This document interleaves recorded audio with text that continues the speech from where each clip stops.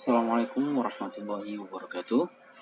Selamat datang di praktikum data mining untuk pertemuan kelima.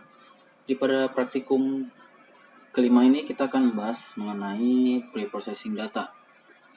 Oke, sebelum kita melakukan coding, saya ingin mereview tentang materi mengenai pre-processing tersebut.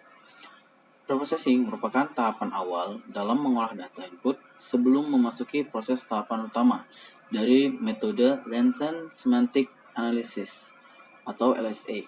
Tahapan ini dilakukan agar data menjadi terstruktur, menyeragamkan, dan memudahkan dalam pembacaan serta proses LSA. Adapun tahapan preprocessing pada umumnya adalah sebagai berikut. Yaitu yang pertama ada tokenizing. Tahapan tokenizing adalah tahap pemotongan string input berdasarkan tiap kata yang menyusunnya.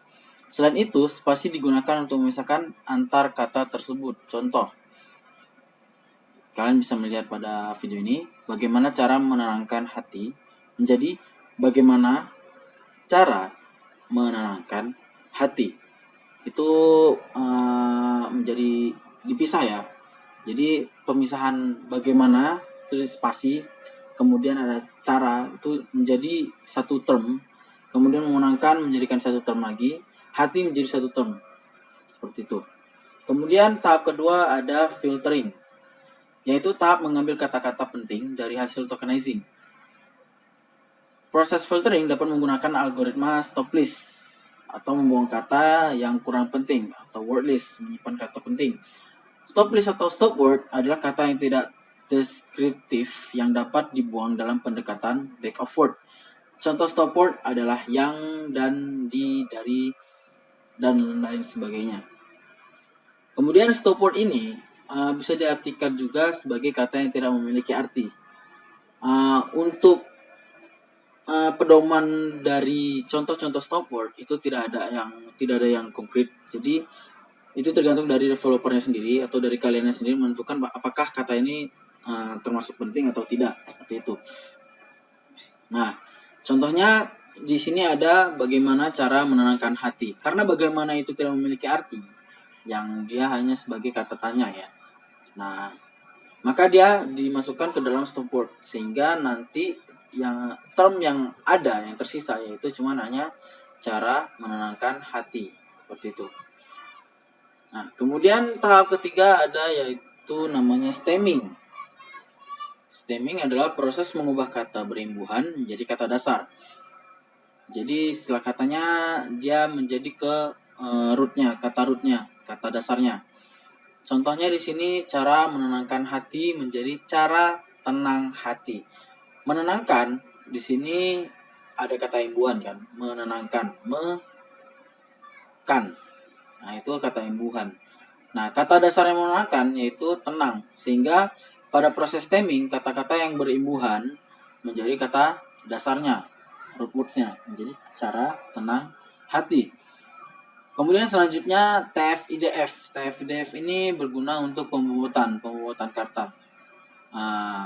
Yaitu kalian bisa melihat definisinya di modul nanti.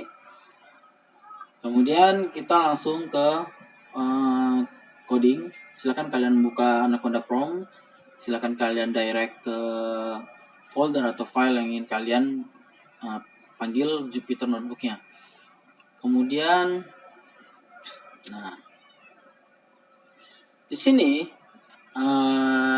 di coding kali ini kita mendeklarasikan bahwasanya kalimat itu berisi kata belajar preprocessing yang lebih sederhana, pre-processing data pada text mining.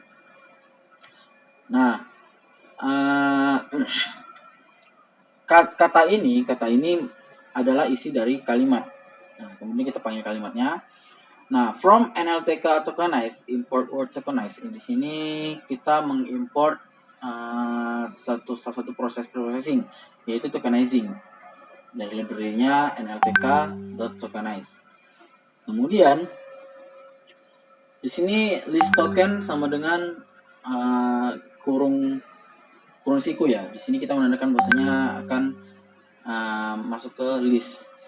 Dan di sini ada for review in kalimat, itu adalah perulangan untuk yang setiap kata yang ada di kalimat tersebut. Word token adalah word tokenize. Nah, word token ini variabel ya. Nah, word tokenize di sini fungsi untuk mentokenize dari kata word. Nah, kemudian review list token append. Nah, append di sini berguna sebagai memasukkan kata-kata yang ada ke list token.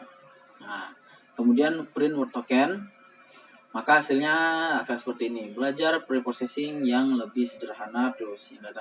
Nah, seperti yang tadi saya bahas, pemisahan kata itu melalui spasi.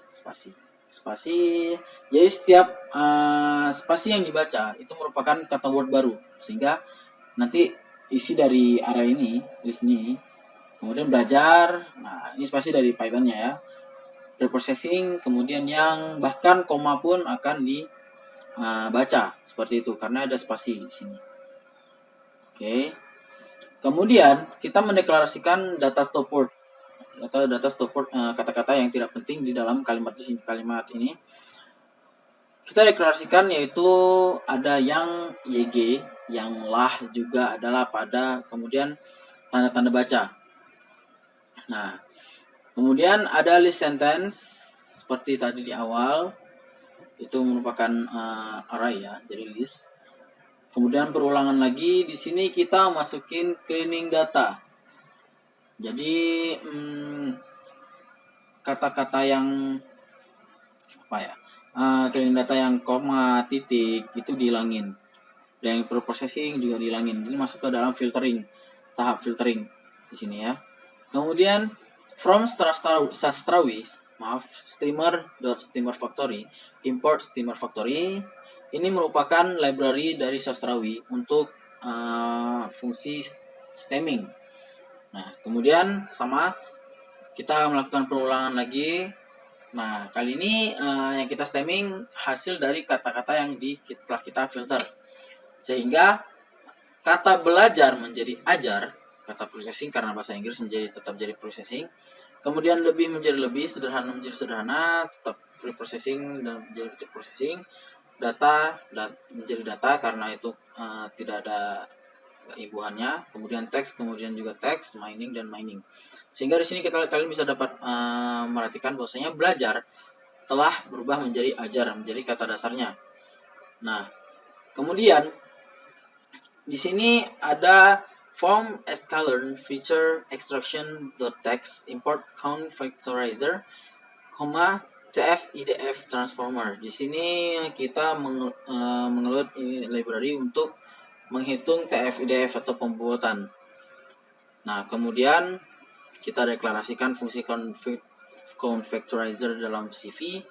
Kemudian cv.feed data clean itu ke term feed. Nah, di sini kita print learn term feed vocabulary, itu adalah kita ngeprint dari jumlah panjang berapa kata yang terdapat pada dokumen kita.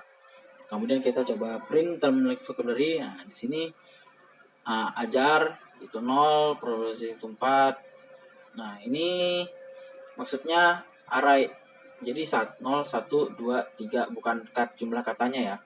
Ini satu ini menandakan bahwasanya ajar itu berada di array ke 0, 1, 2, 3, 4, 5 dan seterusnya. Seperti itu. Kemudian di sini time frequency adalah variabel dari fungsi term feed transform kalimat. Kemudian print term frequency, kemudian term adalah fungsi dari term feed transform data clean. Kemudian tf-idf transformer merupakan variabel dari fungsi tf-idf transformer dot feed term untuk menampung semua kata. Kemudian tf-idf adalah variabel dari fungsi tf-idf transformer dot transform term frekuensi untuk menambung semua, tapi hanya yang ingin kita tampilkan term frekuensinya. Kemudian tf-idf. Nah, hasil yang di sini merupakan bobot dari kata yang ada di yang kita deklarasikan tadi. Oke, mungkin itu saja praktikum kita pada pertemuan ini. Jika kalian memiliki pertanyaan, Nah, kalian bisa tanya di grup masing-masing, di grup WA masing-masing, atau kalian bisa tanyakan secara personal kepada asisten yang bersangkutan.